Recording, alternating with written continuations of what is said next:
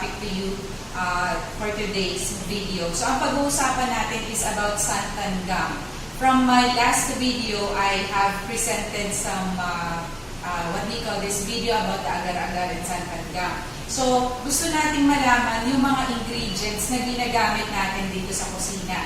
For today's video, I will be talking about more about what is santan gum. What is santan gum? Santan gum is a natural ingredient grown on fungus. It takes its name from the fungus called Xanthomonas campestris. And just like any other food, like sourdough, yogurt, and cheese, it went through a fermentation of bacteria process like it ferments in the sugar. So, ano ba yung fermentation na fermentation na pinagdaanan ng santan gum?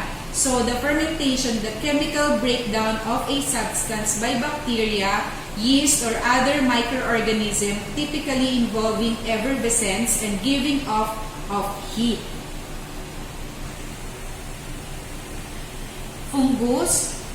Mushroom is a fungus, and mushroom is delicious, and it's my favorite. So, guys, pag narinig kasi natin minsan, ay fungus, di ba lahat naman ng mga food ingredients natin, long before pa, it went through a chemical process. So, sabi ko nga dito, yung santan gum is a fungus, and an example of a fungus is a mushroom. Okay? So, the fungus, so going back, yung fungus that has been taken from this bacteria, it uses for many different ways, like for example, for thickening, stabilization, and even suspension in soup, sauces, and many other ways. Okay, so yun nga sinabi ko guys, yung santan gum, it has many uses, and we will be discussing some few. I will be giving you some examples of products na pwede natin gamitin for santan gum. Okay, santan gum should be used in small amount in whatever you are making. An example of this one, 3 cups with water only, and then we have right amount of santan gum and more santan gum. Okay? So, ang right amount na sinasabi ko dito is, for example, you have 1 liter. You should put 0.05% of the weight of your liquid or water. Okay? So, we will start with the correct amount. Alright? Okay guys, so yung sinasabi ko, right amount. Kasi hindi mo kailangan na maraming santan gum. So for this one, I have this, what do you call this, measuring spoon. And then yung pinakadulo niya, that's 0.06. Sabi nga natin yung 1 liter, this is half liter guys. So ang 1 liter nito, dalawang ganito. And ang ilalagay natin is yung 0.05 teaspoon or ng santan gum. So, ganun lang siya kakaonte. So, for example, I will be presenting to you this one.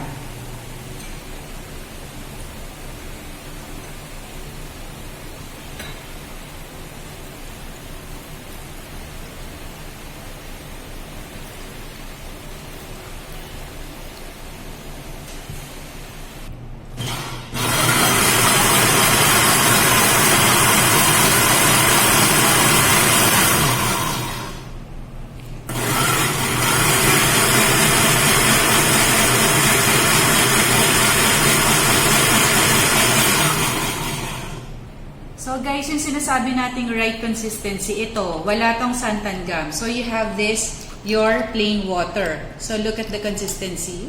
Water, the typical water that you have there. Okay? And then, ito yung the right amount of santan gum. If you're able to follow the right amount, like for example nga natin kanina, 1 liter is equivalent to 0.05 percent of your liquid or your water. So this is the consistency that we are trying to achieve. Okay? And if you're going to put a lot of santan gum, the consistency would be like this one. It's so what do you call this? A little foamy and medyo ano siya. May ano na siya, may mga granules, not granules, medyo thick na siya. Okay? So this is not a good what do you call this, consistency for your sauce and soup. Okay?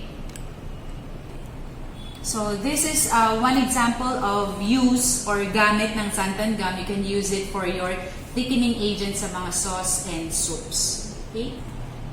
Okay guys, so paano gagamitin ng santan gum? Guys, you need to use blender to incorporate the santan gum and the liquid.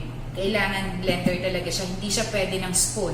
Or, you can actually use your stick blender, high precision stick blender for combining, especially, or for blending. Especially if you're going to do a foaming. And in a little while, I will show you how you can create a foaming technique from santan gum and this stick blender. Okay? Okay guys. I will present to you guys yung coffee.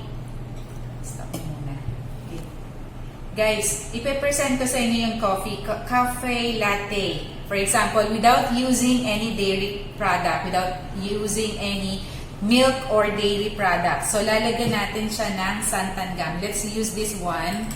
And we will mix this here sa ating coffee. And then, lagyan natin siya dito. Let's add a little more here. Okay, and then we will use our stick blender, and let's see if this is going to be a successful invention. Okay, so this one.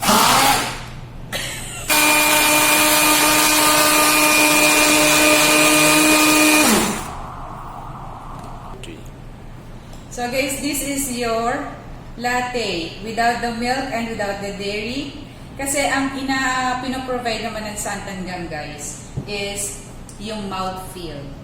Okay, the texture, yung feeling na meron siyang yung foamy texture. So titikman natin, baka sabihin hindi ko na naman tinitikman.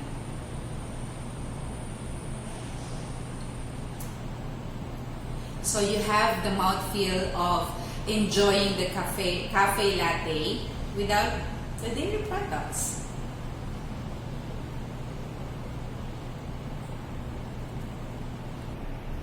Okay, to make a relish, for example, yung pickle relish natin, diba, it helps, santan gum helps in its suspension. Suspension meaning to say, hindi siya nagdi-drip off easily, yung naka-impact yung mga, for example nga yung pickle relish natin, wala siyang mga water na nagdi-drip off. Okay, it won't drip and it is just too easy to spread, like it will coat evenly and with beautiful consistency. Okay, so one, we have foaming, gelling, thickening. You can also put it in ice cream to help break down those ice crystals to create a creamy and foamy ice cream. So kung napapansin nyo, very creamy yung mga ice cream natin, nilalagyan niya ng santan gum para maging foamy siya. It can also be used in baking for gluten-free baking. Okay? So, it is actually a low-calorie for food preparation. Instead of using oil in your dressing, you can add a small amount to get the texture and consistency of a mayonnaise, for example, but not the calories you get from it. It will help the apple also for forming oxidation. Ang dami niyang uses, guys. So, meron akong ipapakita sa inyo. If you want to use this for your foaming para sa presentation, for the presentation ideas. Okay? So, guys, gagawa tayo ng Tabasco foam. Okay? So, naglagay na ako dito ng water and santan gum and then a few drops of Tabasco. Okay? So, to have that red color ng Tabasco. And then,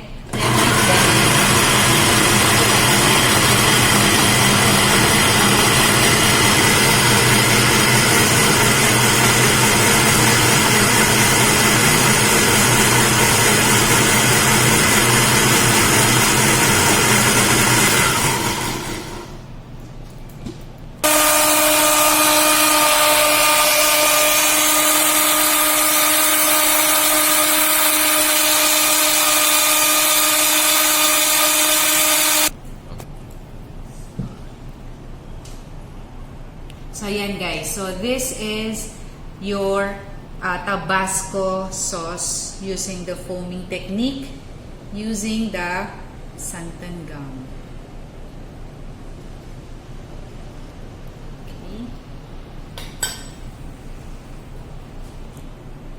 Santan gum can be used in a lot of ways. If you want that state of stability in your foam, if you want that thickening state in your food item, if you want that little bit of suspension in your food, and just enough amount of santan gums goes a long way. So to sum it up, it's an amazing ingredient which you can actually use in so many applications and try many culinary techniques. But there are a lot of ways you can use santan gum. I just mentioned a few.